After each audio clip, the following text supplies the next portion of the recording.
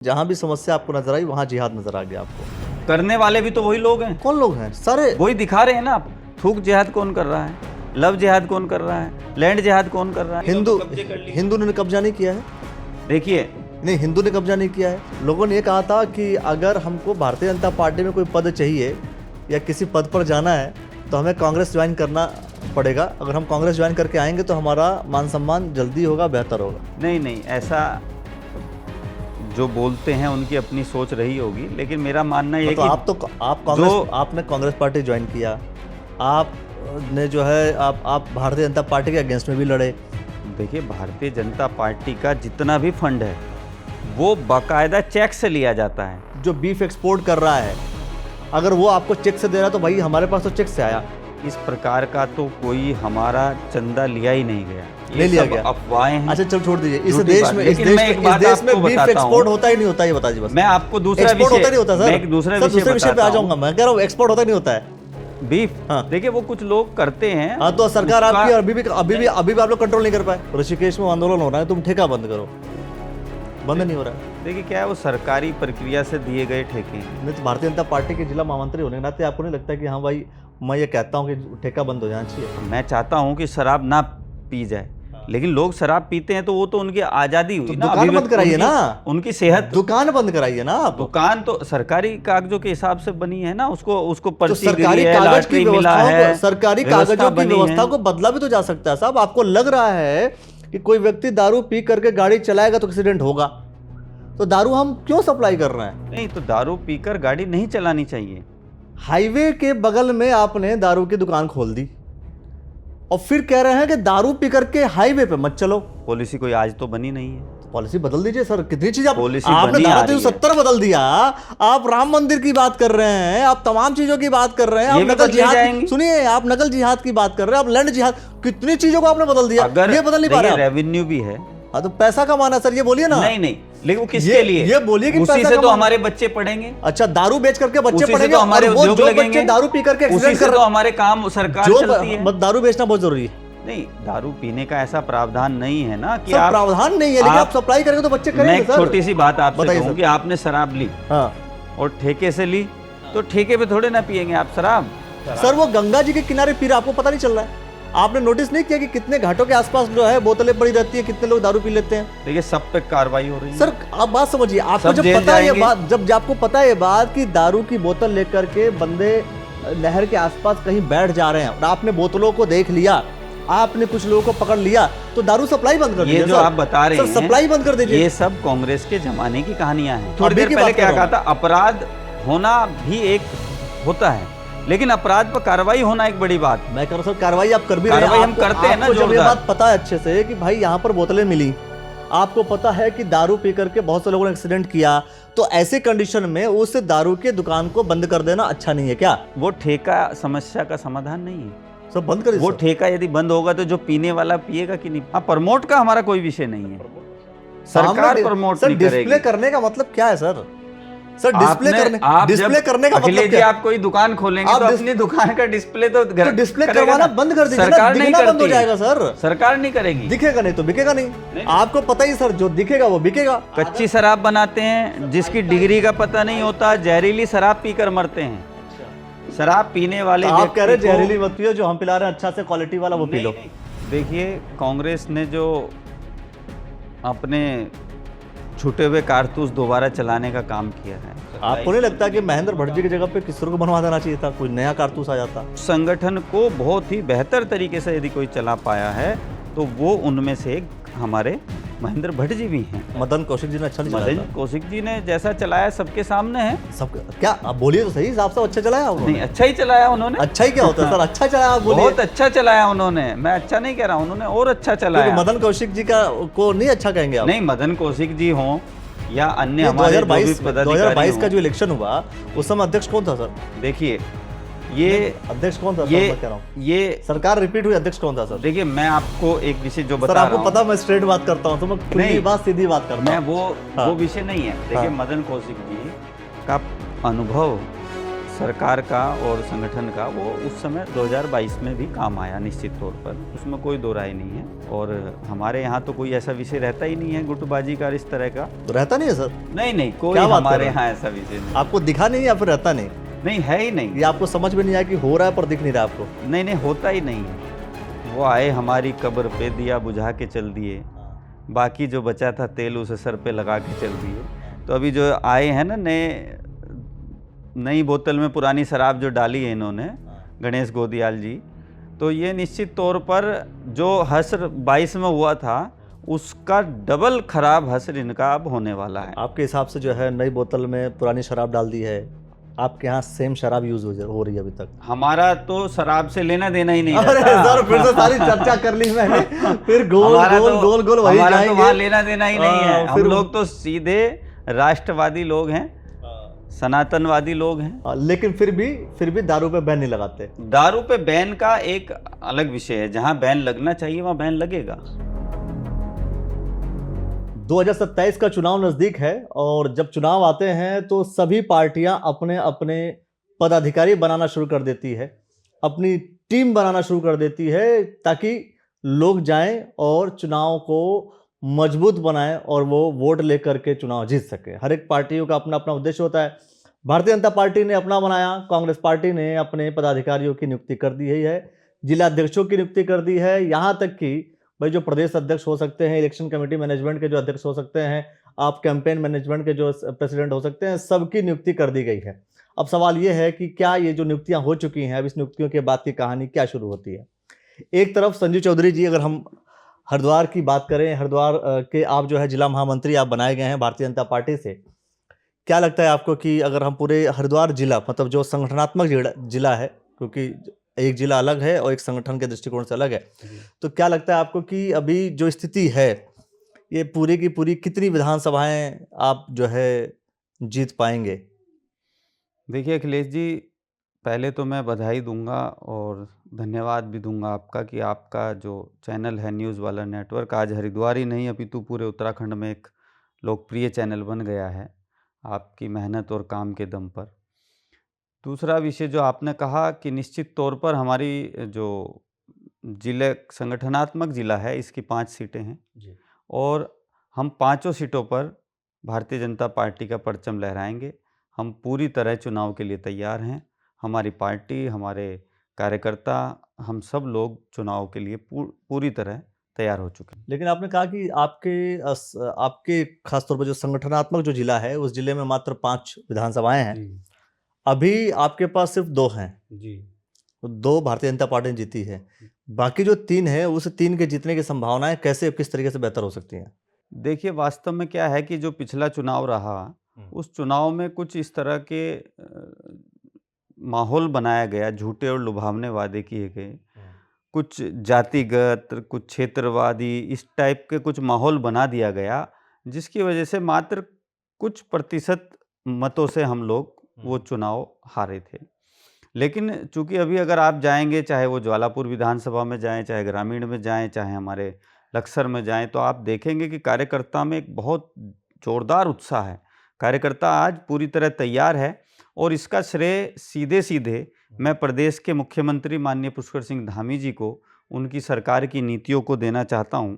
जिस प्रकार से माननीय मुख्यमंत्री जी ने जो बहुत ही आवश्यक विषय थे, चाहे वो लव जिहाद का विषय रहा हो, चाहे वो लैंड जिहाद का विषय रहा हो, चाहे वो थूक जिहाद का विषय रहा हो, चाहे वो नकल जिहाद का विषय रहा हो, चाहे वो धर्मांतरण का विषय रहा हो, चाहे वो यूसीसी का विषय रहा हो, सभी विषयों पर उन्होंने कड़े कदम उठाते हुए कड़े कानून बनाकर एक मैसेज दिया और आज पूरा देश उसको कहीं ना कहीं देख रहा है और अपने राज्यों में अन्य राज्य भी उसको लागू करना चाहते हैं। देश का पहला राज्य उत्तराखंड बना जिसने यूसीसी लागू की और आज देखिए कितने हजार सैकड़ों बीघे हमारे जो सरकारी ज़मीनों पर अवैध कब्जे किए हुए थे वो मुक्त कराए गए। आज नकल विरोधी कानून लाया गया तो निश्चित तौर पर जो बड़े बड़े उनके आका थे, मगरमच्छ थे, वो सब आज सलाखों के पीछे हैं। फिर भी सीबीआई जांच का आदेश देना पड़ा। सरकार आपकी ही है और दूसरी चीज़ सोच के देखिए ना, मतलब सरकार आपकी है फिर भी नकल विरोधी कानून बनाने के बाद भी सीबीआई आदेश देना पड़ा। देखिए वास्तव में क्या है कि अपराध होना एक नहीं होना चाहिए, लेकिन अपराध हो और वो अपराध पर तत्काल रोक लगे, अपराधी पकड़े जाएं, अपराधी गिरफ्तार हों, उन पर सख्त कानून लागू किया जाए, कठोर कानून सजा उनको मिले, तो ये करना भी एक बड़ा विषय होता है। अगर कोई छोटी मोटी चूक हुई, पूरी पारदर्शिता से काम हुआ था, लेकिन कहीं कोई त्रुटि इस प्रकार की सामने आई तो तत्काल पहला आप देखिए, मैं लगभग मुझे 26-27 साल राजनीति में हो गए। देश का पहला मुख्यमंत्री है जो कि आंदोलनकारियों के बीच में जाकर के और वहीं बिना किसी भावना के इस प्रकार की और वहीं पर जाकर सीबीआई जांच के आदेश दे देते हैं। तो युवाओं को कितना वो पसंद करते हैं, युवाओं को कितना वो राज्य के बढ़ाना चाहते हैं। 25,000 नौकरियां उन्होंने अपने कार्यकाल में दी हैं सरकारी अनेक विभागों में। तो एक बहुत बड़ी तादाद में माननीय मुख्यमंत्री जी को पसंद लोग आज कर रहे हैं, उनकी नीति को, उनकी रीति को। आपने बोला कि लव जिहाद का जिक्र किया, लैंड जिहाद का जिक्र किया, थुक जिहाद का जिक्र किया, साथ में आपने कहा नकल जिहाद का भी जिक्र किया। नकल में जिहाद कहाँ से आ गया? देखिए, ये जो लोग हैं, ये भी एक जिहादी के रूप में काम करते हैं। कौन लोग? ये जो नकल कराने वाले गैंग है, तो ये एक हमारे जो होनहार पढ़े लिखे जो मेहनती छात्र हैं, गरीब परिवारों के छात्र हैं, रात दिन मेहनत करते हैं, माता पिता किस प्रकार से उनको पढ़ाते हैं और वो उस पर नकल कराकर इस प्रकार के काम किया करते थे। तो ये एक बहुत बड़ा जिहाद के रूप में स्थापित हुआ है। नहीं, तो हर एक चीज बेसिकली जिहाद का मतलब आप क्या समझते हैं? वही लोग इसके पीछे भी हैं। नहीं, जिहाद का मतलब आप क्या समझते हैं? युद्ध। जिहाद का मतलब युद्ध होता है? हाँ, जिहाद का मतलब युद्ध होता है? जिहाद का जो हिंदी अर्थ है वो युद्ध है। अच्छा। लव इन जिहाद, हाँ। यानी प्यार के रास्ते से युद्ध। किसी को अपने प्रेम में फंसा करके उसको सम्मोहित करके फिर उसको उसका जबरन धर्म परिवर्तन कराकर और उसके नहीं, जिहाद का वर्ड किसी धर्म से है क्या? जिहाद वर्ड का कनेक्शन किसी धर्म से है? देखिए, जिहाद एक उर्दू का शब्द है। और जिहाद करने वाले लोग पूरी दुनिया में एक ही कम्युनिटी है। वही लोग जिहाद का नाम लेते हैं कि हम जिहादी हैं, उनका ही ये मकसद है कि पूरी दुनिया में जिहाद के रास्ते से वो किसी भी रूप में हो, थूक जिहाद, लव जिहाद, लैंड जिहाद, किसी भी रास्ते से राष्ट्र को, धर्म को, सनातन को क्षति पहुंचाने का उनका काम है। तो माननीय मुख्यमंत्री जी और माननीय प्रधानमंत्री जी ने इस राज्य के लिए कितना कुछ पैकेज दे दिए। कॉरिडोर बनने जा रहे हैं, चारों धामों पर कॉरिडोर के समान ही वहाँ पर काम हुआ है। हरिद्वार ऋषिकेश कॉरिडोर प्रस्तावित चल ही रहा है और सड़कों का जाल बिछाया गया, चहुमुखी विकास राज्य का हो रहा है। पहाड़ पर ट्रेन कभी जाएगी, ऐसी सोच और कल्पना ही थी। आज वो लगभग काम पूरा होने वाला है। मैं वही कह रहा हूँ, लेकिन फिर भी जो है आप लोग को हर चीज में सिर्फ जिहाद दिखता है। जहाँ प्रॉब्लम है वहाँ जिहाद है। नहीं, देखिए, हर विषय पर जहाँ समस्या है, जहाँ भी समस्या आपको नजर आई वहाँ जिहाद नजर आ गया आपको। करने वाले भी तो वही लोग हैं। कौन लोग हैं? सारे वही दिखा रहे हैं ना आप। थूक जिहाद कौन कर रहा है, लव जिहाद कौन कर रहा है, लैंड जिहाद कौन कर रहा है? यही लोग तो हैं। लैंड जिहाद कौन कर रहा है बताइए आप? लैंड जिहाद आपने 4 ईंटें रख करके और उसको बता दिया कि हमारी धार्मिक आस्था का केंद्र है। अच्छा, सुनिए, तो जमीनें कब्जा लिया, जमीनें कब्जा ने क्या सरकारी जमीनों को कब्जे कर ली। हिंदू ने कब्जा नहीं किया है। देखिए, नहीं, हिंदू ने कब्जा नहीं किया है क्या? जो भी कानून राज्य में बना है, हाँ, वो किसी भी कम्युनिटी विशेष के लिए नहीं है। हाँ। यदि हिंदू कब्जा करेगा तो उस पर भी कार्रवाई होगी। आप तो कह रहे हैं ना कि भाई, लेकिन हमारे लोगों ने ऐसा कहीं इस प्रकार का कब्जा किया हो। आपको नहीं दिखता कि कहीं पे सरकारी जमीन पे कोई मंदिर बना हो? ऐसा नहीं दिखा आपको? नहीं, सरकारी या जमीनों किसी सरकारी जमीनों पर किसी हिंदू ने कब्जा कर लिया, आपको नहीं दिखा अभी तक? देखिए, मैंने आपसे क्या कहा, यदि ऐसा है तो रेलवे की जमीनें जो थी, कितनी जगह पर, कितने प्रदेशों में जहां हमारी सरकारें हैं, रेलवे की जमीनें हमने वापस ली है। यदि वो किसी ने भी किसी रूप में कब्जा किया है तो हमने उसको वापस कराने का काम किया है। ये केवल एक ऐसा विषय नहीं, लेकिन वो क्या एक सोची समझी रणनीति नहीं है। कुछ गरीब लोग हैं, उन्होंने कहीं आशियाना बना लिया, झोपड़ी डाल ली किसी सरकारी जमीन में, एक विषय हो गया। लेकिन आप प्री प्लान देश की सभी जमीनों पर लैंड जिहाद कर रहे हैं, एक प्लान कर रहे हैं, लव जिहाद से प्लान कर रहे हैं। 2027 का चुनाव, खैर 2027 चुनाव में मैं आऊंगा। अभी इसके पहले सवाल ये, जैसे आपको सबसे पहले जब आपको बनाया गया जिला महामंत्री, कई लोगों ने सोशल मीडिया पे एक पोस्ट किया था, लोगों ने ये कहा था कि अगर हमको भारतीय जनता पार्टी में कोई पद चाहिए या किसी पद पर जाना है तो हमें कांग्रेस ज्वाइन करना पड़ेगा। अगर हम कांग्रेस ज्वाइन करके आएंगे तो हमारा मान सम्मान जल्दी होगा, बेहतर होगा। देखिए, मैं 2003 में युवा मोर्चे का अध्यक्ष था। उससे पहले मैं हरिद्वार में ही लघु उद्योग प्रकोष्ठ का मंडल का महामंत्री और उससे पहले मंडल का महामंत्री, फिर अध्यक्ष रहा। उसके बाद मैं विभिन्न दायित्वों पर रहते हुए प्रदेश का उपाध्यक्ष मजदूर मोर्चे में, विश्व हिंदू परिषद का मैं विभाग जिला संयोजक रहा, एबीवीपी में मैंने काम किया, जेल विजिटर माननीय खंडूरी जी की सरकार में रहा और प्रदेश कार्यकारिणी सदस्य युवा मोर्चा, अनेक दायित्वों पर काम किया। तो ऐसा नहीं कि मुझे नए तरीके से पद मिला हो, और पद हमारे यहाँ मतलब केवल एक जिम्मेदारी के लोगों रूप ने ये में कहा कि है। जब विद्रोह करके आप कांग्रेस पार्टी ज्वाइन करेंगे फिर वहां से आएंगे तो ज्यादा फायदा है। नहीं, ऐसा जो बोलते हैं उनकी अपनी सोच रही होगी, लेकिन मेरा मानना ये मतलब कि आपने कांग्रेस पार्टी ज्वाइन किया, आपने जो है आप भारतीय जनता पार्टी के अगेंस्ट में भी लड़े, तो फिर वही तो बता रहे हैं लोग कि देखिए, वहां तो अगर देखा जाए तो मैं वहां प्रदेश का महामंत्री था कांग्रेस का, मेन बॉडी का, तो यहाँ तो मैं जिले का महामंत्री हूँ।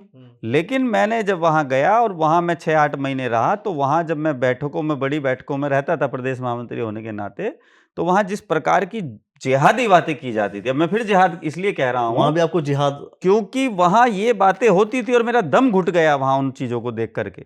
वहाँ आपको भारत माता की जय, परम वैभव, राष्ट्र, इस प्रकार के शब्दों का आप अपने संबोधन में प्रयोग नहीं कर सकते हैं। इस प्रकार की जब मैंने वहाँ रीति नीति देखी, विशेष कम्युनिटी के लोगों को आगे बैठाने का प्रावधान है। अच्छा, कि वो दिखेंगे कि ये हमारे विशेष कांग्रेस की बैठकों में उनको आगे बैठाने का प्रावधान है। उनके लिए रीति नीति बनाई जाती है। सेकुलर शब्द का इस्तेमाल करके एक हिंदू कम्युनिटी के ऊपर प्रहार करने का काम वो लोग करते हैं। आज जब भारतीय जनता पार्टी के पास, चूंकि मैं ये देखता हूं कि जब भी कोई व्यक्ति कांग्रेस पार्टी ज्वाइन करता है तो उसकी भाषा अलग हो जाती है, वही व्यक्ति जब बीजेपी में आता है उसकी भाषा अलग हो जाती है।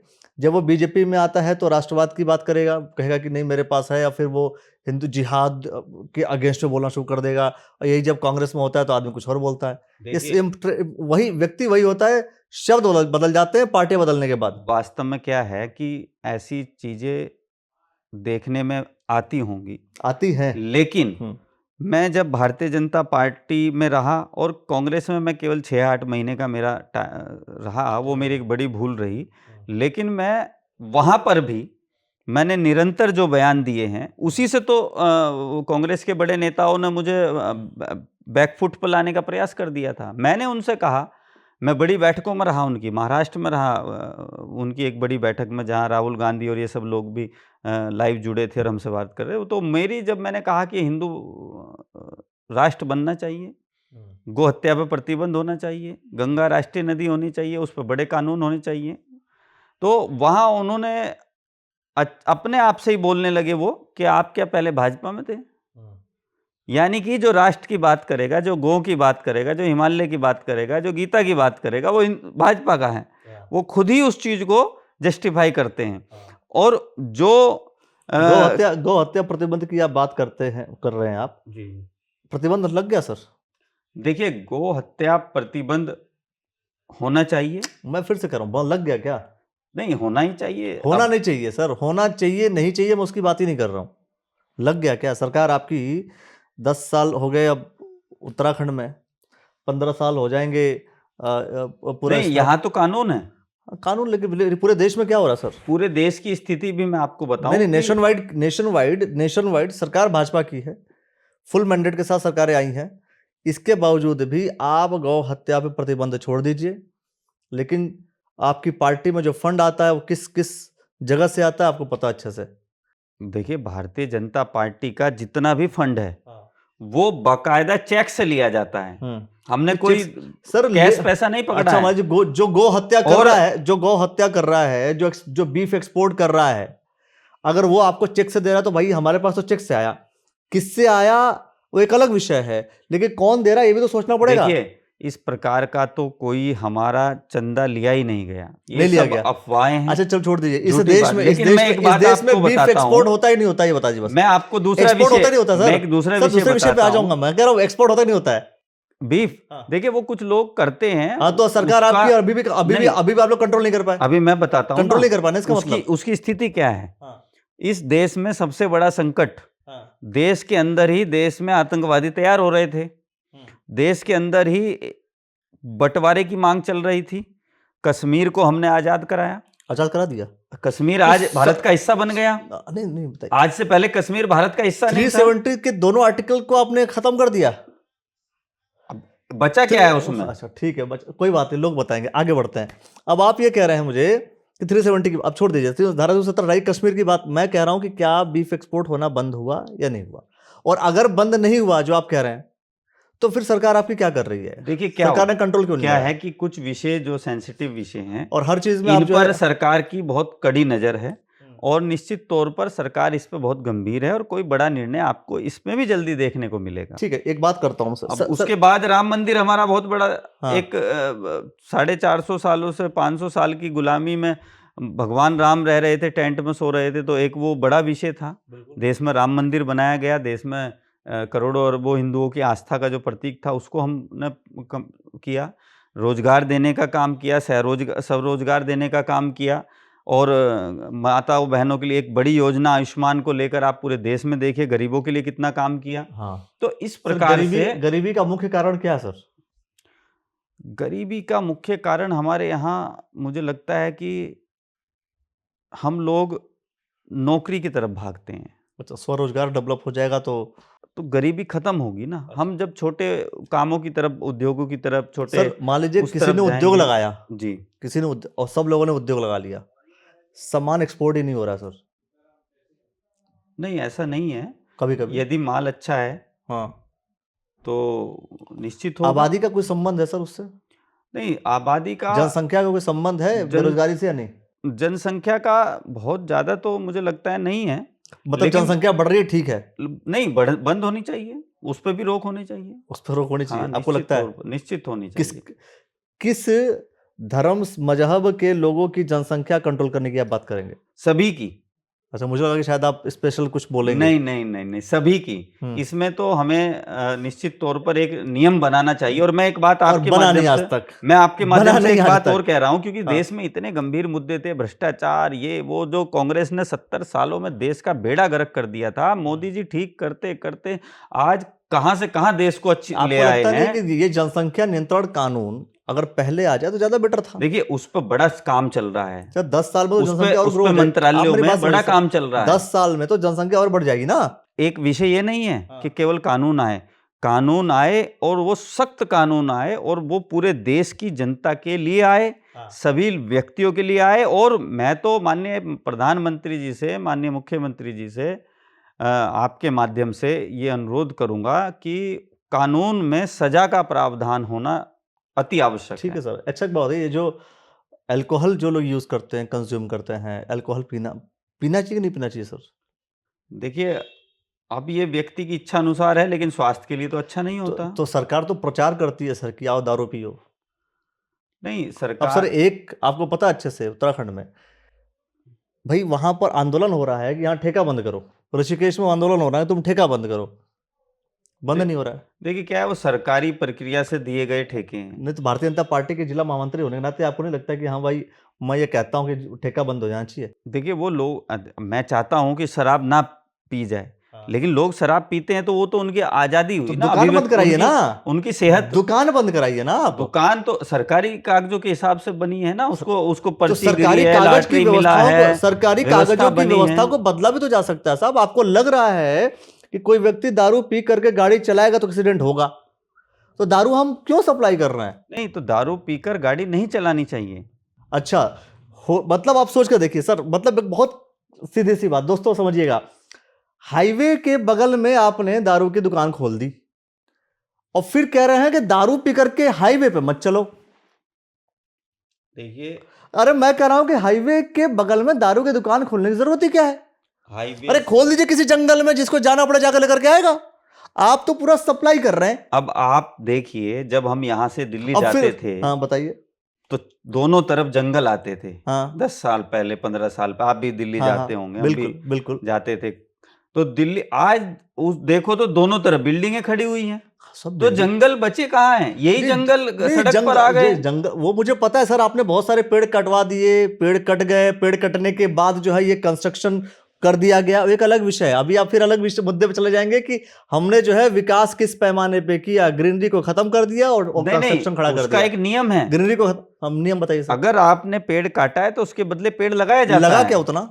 उससे ज्यादा लगाए लगा हमारी क्या उतना? सरकारों ने, लगा उतना सर? उससे ज्यादा लगाए। सर लगा ही नहीं है सर। कहाँ आप जिंदा पेड़ दिखाइए सर। जिंदा पेड़ हमारी का मतलब पेड़ तो लगा दिया पर उसका रख रखाव हुआ क्या, बताइए ना देखिए, हम जो सर। रख रखाव हुआ क्या? निश्चित तौर पर नहीं हुआ सर।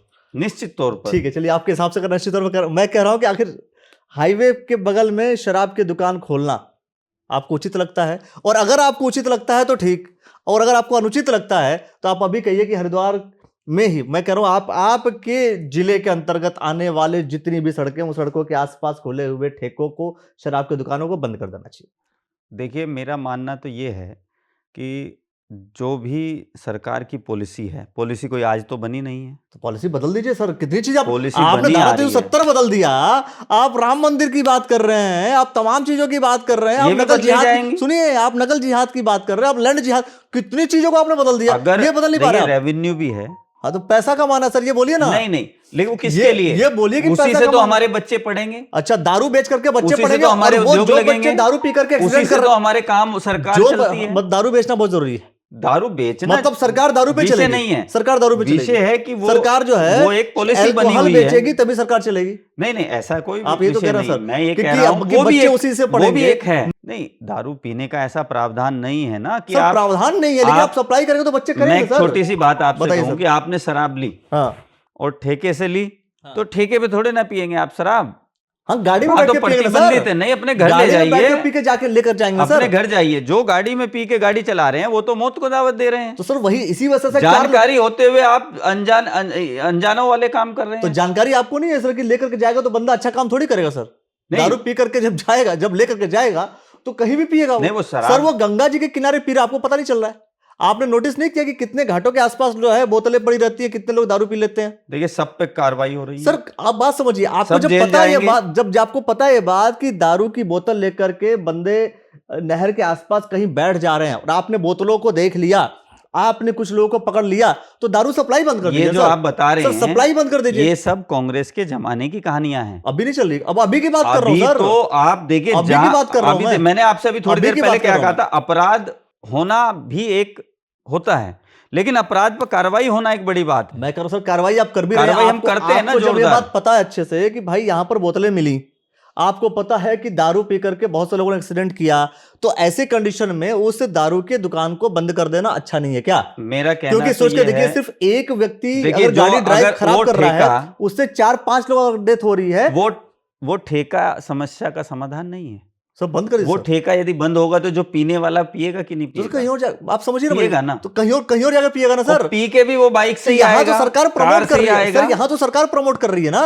अगर रोड पे लिखा हुआ है सर, निशान क्या बना रहता है कि शराब पीना मना है और एरो बना रहता है सर, जिधर दारू की दुकान है शराब पीना मना है लिख करके निशान बना रहे हैं आप। मतलब क्या है? मतलब यह है कि ठेका उधर है, नहीं, उधर जाके दारू लेकर के आओ, वो फिर पियो। वो चिन्ह सरकार तो बनाती नहीं है, वो ठेके वाले का अपना लिखने का हाँ, तो उनका लिख भी रहता तो रहे है। ना सर कि दारू मैं पीना ये हानिकारक कह रहा है। हूं आपको, विषय की गंभीरता इतनी है, यदि हम तो आह्वान करते हैं कि कोई व्यक्ति शराब ना पिए, तो सर मैं ये कहना लेकिन चाह जो रहा हूं। पीता है हाँ, उसको अगर आप ये ठेका बंद कर दोगे, वो दूसरे ठेके पे जाएगा, वो तीसरे पे जाएगा, लोग दूर दूर जाते थे और ज्यादा दुर्घटनाओं का कारण बनता था। तो आज कम से कम वो ठेका वहां है, उसको तो पीनी है ना, वो पिएगा, उसकी अपनी एक वो बनी हुई है।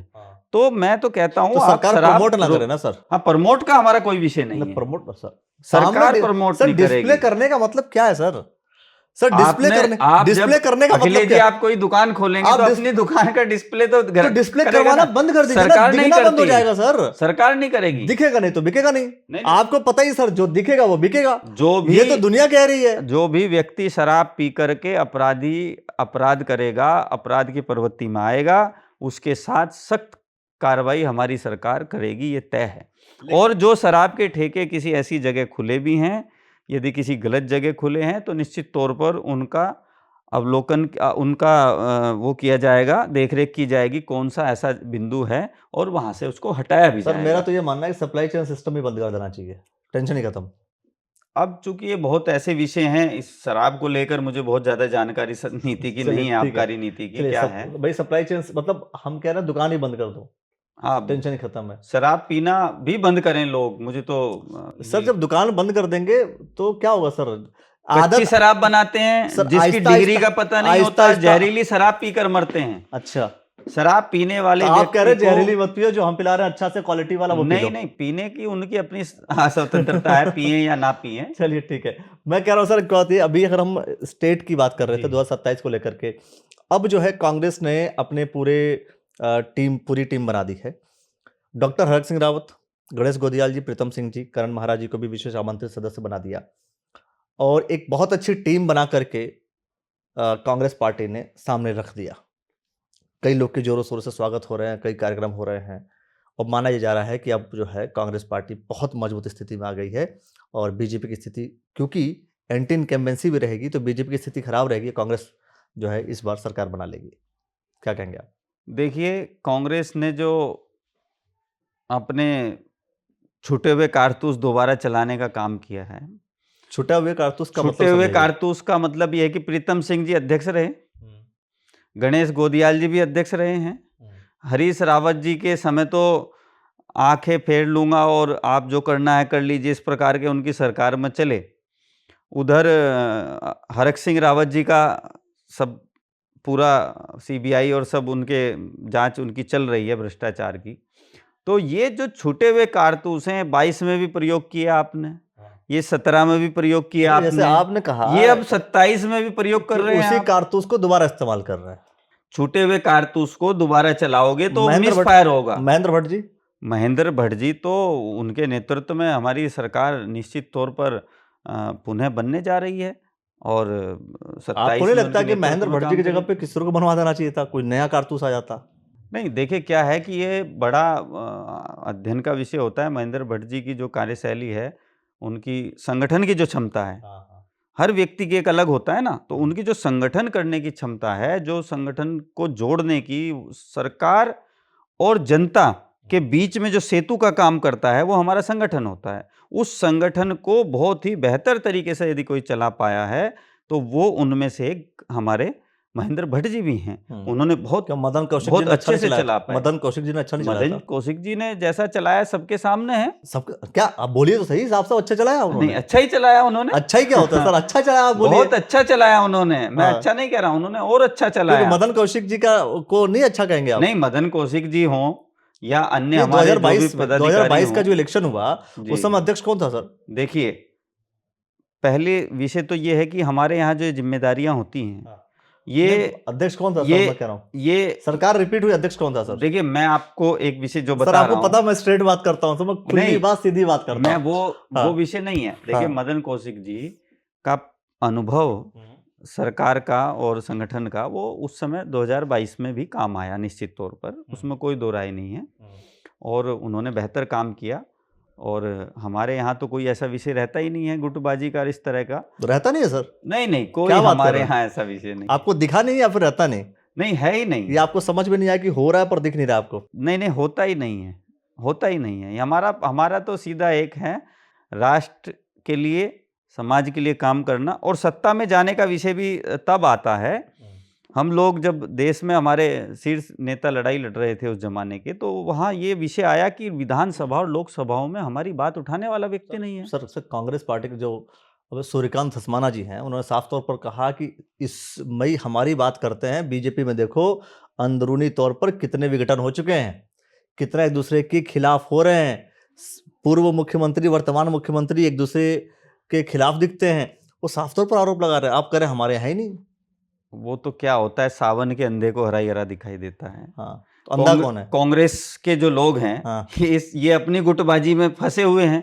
हमारे मुख्यमंत्री, उनका तो पूरा सुनिए, टीम बन गया सर। हमारे उनकी तो पूरी मुख्यमंत्री टीम बन गई। टीम बन गई नहीं, टीम तोड़ दी। कहाँ तोड़ दी? करण महारा को, वो करण महारा इतने टाइम रहे, साल डेढ़ साल जितना भी उनका कार्यकाल रहा होगा, वो उनको प्रदेश की टीम घोषित नहीं कर पाए वो अपनी। कितना बड़ा गुटबाजी है वहां।